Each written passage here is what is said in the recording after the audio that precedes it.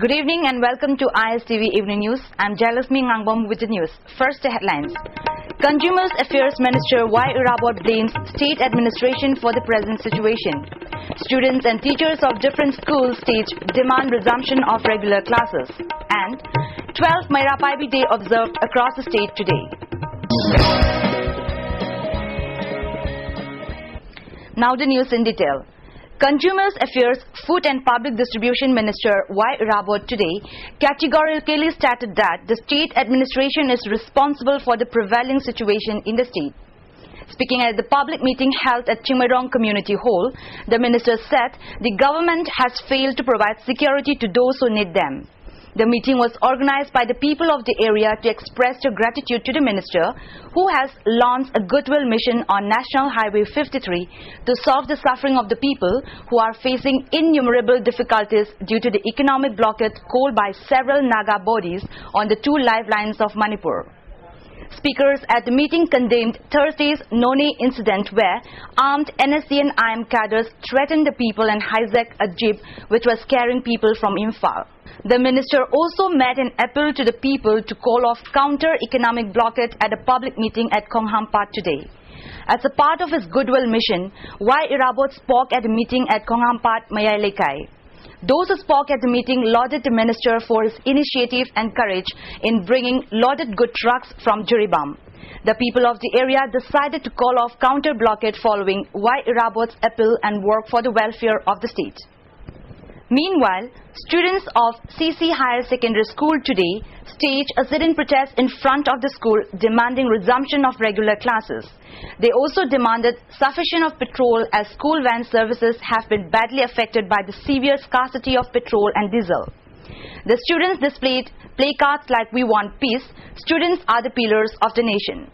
Teachers and students of Blazing Daffodils Academia New Chekon also staged a sit-in protest inside the school campus today, demanding regular classes. They displayed placards like "We want peace, we are one, and Nagas are our brothers and sisters." Speaking to the ISTV News, teacher of the school Arun Nair said, as a teacher he doesn't want the students to be affected by political deadlock. Properties worth several lakhs of rupees were gutted by fire at Kwakatel Bazaar this afternoon. At least 4 shops including a pharmacy, chicken and fish shop and a barber's shop on the ground floor were completely destroyed in a major fire that broke out in a multi-storied building today around 12:30 p.m. Though it was not immediately known what caused the fire, people in the area suspect that it was caused by a gas cylinder. Fire service prevented the fire from spreading further. Jalierong interim body, in defiance against the Autonomous District Council Act 2008 amendment, called for a district band at Tamenlong from midnight of May 29 till midnight of June 2. With regard to the second phase of district council elections that will be held on June 2, the Jalierong interim body appealed to the people to desist from casting their votes and the candidates to withdraw their candidature. The organization warned that candidates who go ahead in contesting in the elections will be held responsible for any untoward incidents. Teacher of Political Science, Manipur University and ardent human rights activist Dr. Dhanabir Laishram said Mairapaibis play a significant role in upholding and safeguarding human rights against the state and non-state elements who often violate them. Speaking on the 12th Mairapaibi Day today at Thao Ground, he said these elements may be security forces or other undesirable agents who resort to modus operandi like extortion, fake encounters and custodial deaths. He added that Mairapaibis are epitomes of true social and political activism. The event was also attended by Irabot Foundation President Thaunawjam Iboyaima, Porei Lemarol Mairapaibi Apunba Manipur President Longzam Memtobi, and Mairapaibi Welfare Association Kanglepak President Moirangtem Kainahalbi. Members of the Mairapaibis all over the state were lauded as torch bearers for safeguarding the essence of humanity and for their commendable contribution to the society. In her keynote address, Porei Lemarol Mairapaibi Apunba Loop member Usharani recalled the rampant violations of human rights by various forces. She said crimes against women led to the rise of the Mairapaibi and they have commendable innings in observing its 12th anniversary. She appealed to all Mairapaibi loops to work together towards the eradication of social ills and upholding the true values of democracy in the state. Speaking at the function, All Manipur United Club Organization President K.T. Raman wondered whether it was right in the Mairapaibi's part in accepting goods distributed by security personnel as a part of their charity service after committing various atrocities against women and citizens in the state. He also condemned the ongoing economic blockade on the two national highways by heel-based organizations against the Autonomous District Council elections.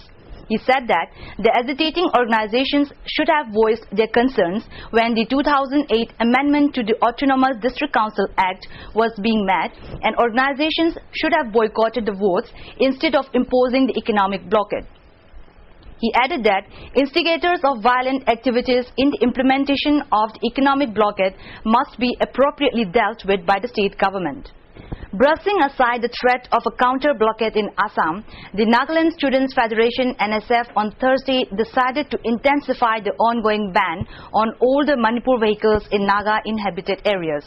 The NSF had also decided to send more volunteers in Tamenglong district to enforce the ongoing ban. NSF President Musikoyo Hobu told journalists that the federating units endorsed and extended full support to its decision. Achumbembo Kikon, a former NSF leader, said there would be no backing out of the demand. Another NSF leader blamed the Ibobi government for the problem, but assured that no innocent Meitei living in Nagaland would be harassed or harmed. On the movement of hundreds of vehicles to Imphal through the National Highway 53, the NSF said some leaders of its subordinate body, ANSAM, and its unit, AZSU, were arrested while enforcing the ban. More volunteers would be sent to enforce the ban, it said. On the threat of counter-blockade at Assam, the NSF dismissed it as caught stage menace, unquote, by the Manipuri community living in a few pockets in present Dima Hausi district of Assam. A 20-year-old girl from Manipur sustained injuries on face and eyes when a man attempted to provoke and seduce her at Murnika, South Delhi on Thursday around 7 a.m. The incident happened when she was taking a walk in a nearby park along with friends. Immediately after the incident, the victim contacted Northeast Support Center and Helpline from the spot, who in turn contacted Vasan Bihar Police Station and gave more details about the incident, as the police did not turn up even though the police helpline was contacted for help. A press release issued by Madhu Chandra, spokesperson of Northeast Helpline, stated that he was mocked at by the police officer at Vasan Bihar Police Station, who took the call saying, "Caught Mizoram well, uncaught," and refused to disclose his name. Meanwhile, the Northeast Support Center and Helpline was stating that when Chandra, who along with his team who have been extending help to Northeast communities, could be mocked at by the man in uniform, also expressed concern as to how the general public from Northeast India living and working in Delhi would continue being harassed by the locals. Ruqayya, the 11-year-old domestic helper who had been sexually assaulted by about 10 persons, including the owner of the house where she was employed on the 25th of this month, continues to remain in a critical condition at RIMS Hospital. Investigations are on the incident, and results of medical tests on samples taken from the victim will be revealed tomorrow.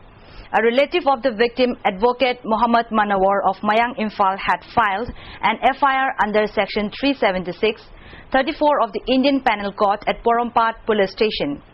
Manipur State Commission for Women Chairperson Dr. Ibetombi Devi said saving the life of the victim must be given top priority at the moment, and the Commission will take action if the investigation is delayed.